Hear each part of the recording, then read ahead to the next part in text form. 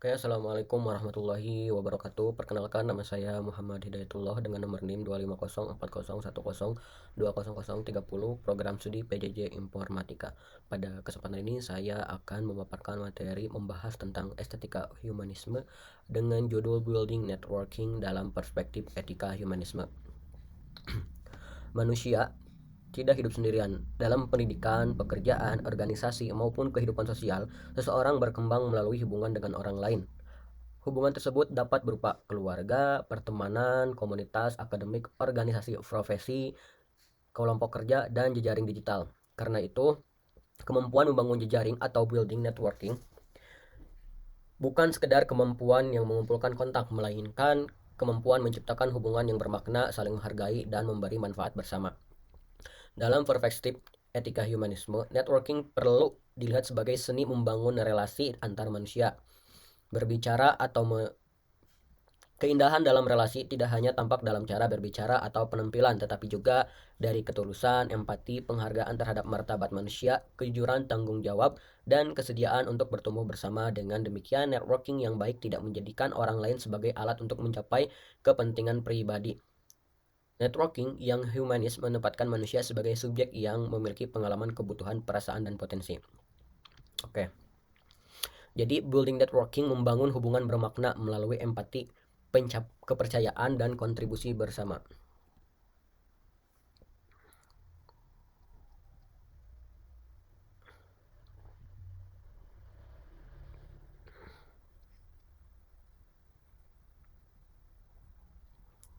Networking bukan sekedar kontak.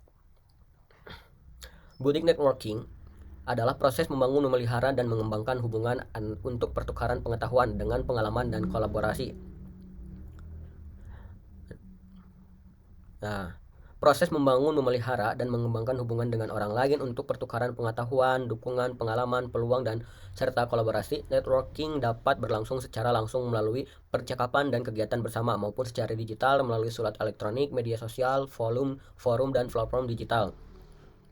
Nah, jadi hubungannya bukan sekedar eksploitasi, orang lain diperlakukan sebagai manusia, bukan alat untuk kepentingan pribadi. Namun networking tidak identik dengan memperbanyak jumlah teman atau pengikut. Kualitas hubungan lebih penting daripada jumlah kontak. Seorang dapat memiliki banyak koneksi tetapi tidak memiliki hubungan yang dipercaya. Sebaliknya, beberapa hubungan yang dibangun secara tulus dan memberi dukungan, wawasan, peluang, kolaborasi yang selalu bermakna. Jadi nilai bersama, hubungan yang sehat, memberi manfaat bagi lebih dari satu pihak gitu ya. Kemudian kepercayaan, komunikasinya jujur dan konsisten menjadi fondasi relasi. Dalam teori jejaring sosial Mark Granovetter, hubungan sosial dibedakan antara strong ties dan weak ties. Strong ties adalah hubungan dekat, misalnya keluarga atau sahabat. Weak ties adalah hubungan yang lebih longgar, seperti kenalan, rekan dari komunitas lain, atau rekan kerja, atau seseorang yang pernah ditemui dalam kegiatan akademik gitu.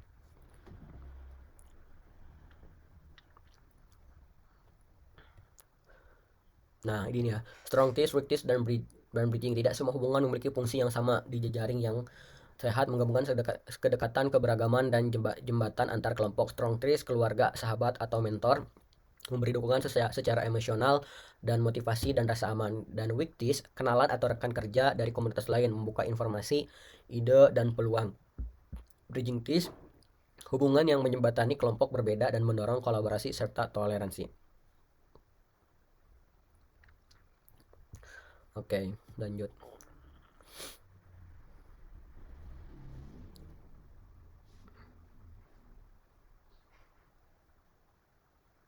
Keindahan relasi terlihat dari cara kita memperlakukan manusia.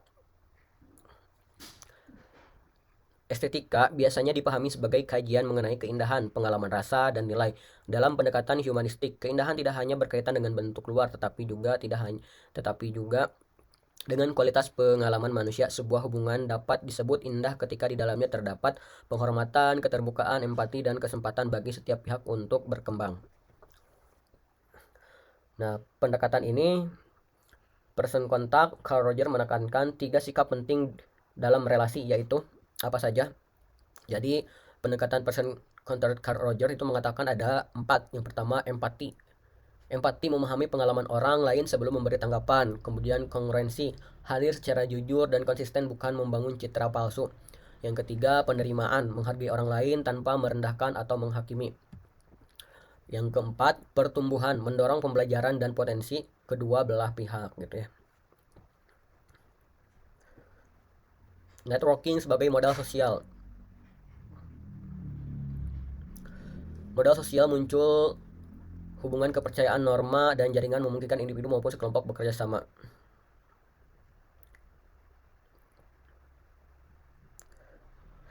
Networking berkaitan erat dengan konsep sosial kapital atau modal sosial.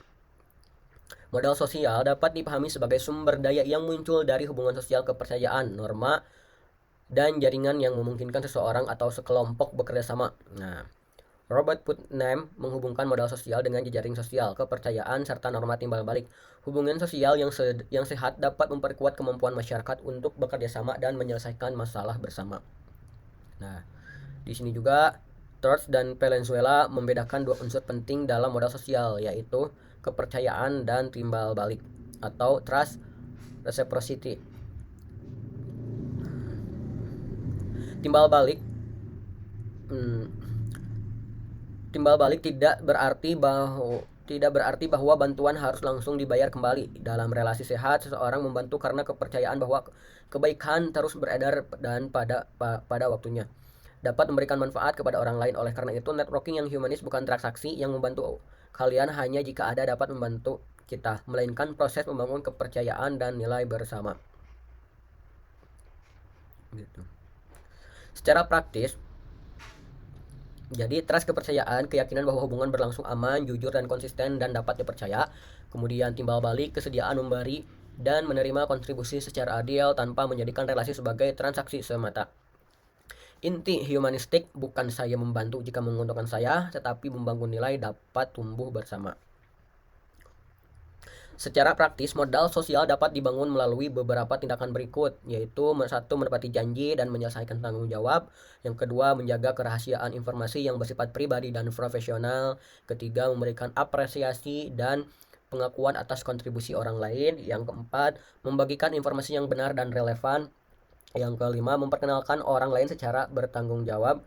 Membantu tanpa merendahkan atau membuat penerima bantuan merasa berutang. Menjaga hubungan meskipun tidak sedang membutuhkan secara sesuatu. Mengapa networking itu memberi nilai? Jejaring yang sehat mendukung pertumbuhan individu sekaligus memperkuat kemampuan untuk bekerja sama. Nah, tujuan dan manfaat building networking yaitu menciptakan hubungan yang mendukung pertumbuhan individu dan kelompok. Dalam konteks mahasiswa informatika, contohnya, networking dapat membantu seseorang memperoleh wawasan teknologi, menemukan rekan seseorang untuk mengerjakan proyek, belajar dan dari praktisi, memperoleh informasi, magang, serta mengembangkan kemampuan komunikasi. Itu contohnya ya.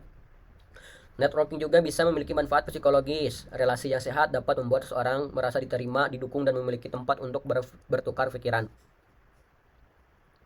Sebaliknya, networking yang hanya berorientasi pada popularitas dapat menimbulkan kecemasan, persaingan tidak sehat, dan perasaan rendah diri. Jadi, jejaring yang sehat mendukung pertumbuhan individu sekaligus memperkuat kemampuan untuk bekerja sama. Yang pertama, pertukaran pengetahuan, mendapatkan perspektif, pengalaman, dan informasi dan latar belakang. Kemudian pengembangan karir, menemukan mentor, komunitas proyek, atau peluang profesional. Kolaborasi, contohnya memudahkan pembentukan tim dan pembagian keahlian. Kemudian dukungan sosial, memberi dukungan emosional dan praktisi ketika menghadapi tantangan, gitu ya. Mengembangkan identitas, membantu memahami minat dan arah pengembangan, memperluas wawasan, menghubungkan kita dengan perspektif lain dan mengurangi prasangka.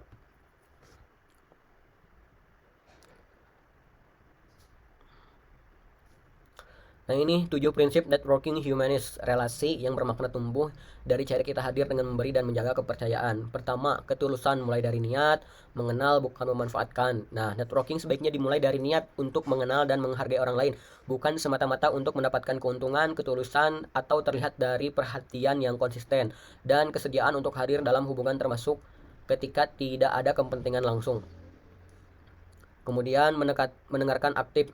Mendengarkan aktif berarti memperhatikan isi pembicaraan, emosi, dan maksud orang lain. Praktiknya dapat dilakukan dengan tidak memotong pembicaraan, mengajukan pertanyaan yang relevan, merangkum pemahaman, serta menghindari penggunaan gawai ketika sedang berbicara secara langsung. Ketiga, keaslian diri jujur dan sopan tanpa berpura-pura menjadi orang lain, ya gitu ya. Yang keempat, timbal balik beri dan terima kontribusi secara adil. Yang kelima, inklusivitas, hargai perbedaan latar belakang dan pengalaman orang lain.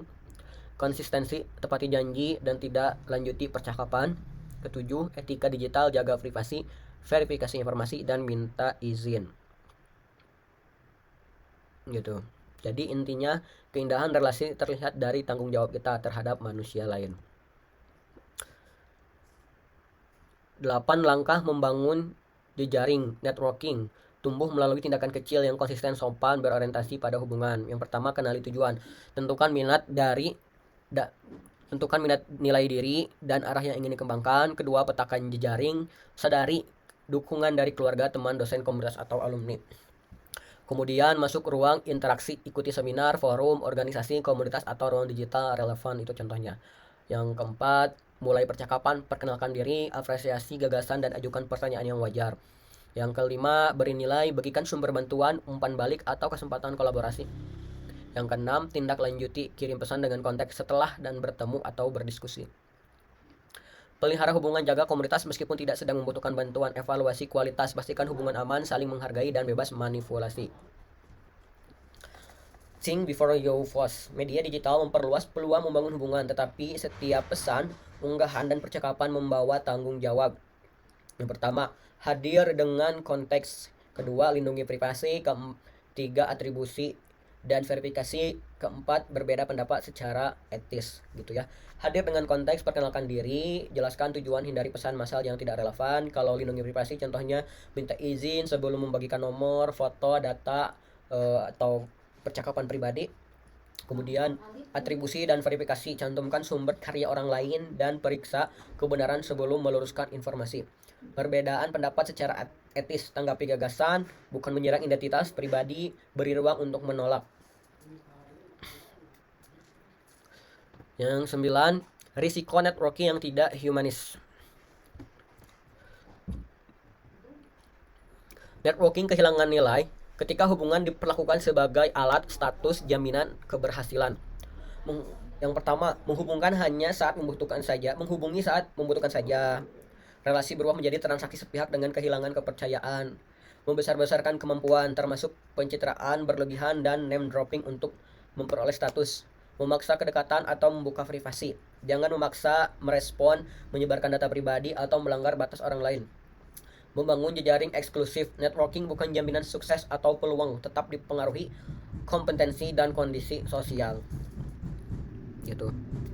Jadi prinsip pengamanan, bangun jembatan antar kelompok, hormati hak untuk menolak, dan evaluasi apakah hubungan berlangsung aman serta setara. Yang ke-10, kolaborasi mahasiswa. Contohnya kolaborasi mahasiswa informatika. Satu proyek, 3 perspektif, dan 1 tujuan membangun aplikasi edukasi yang bermanfaat.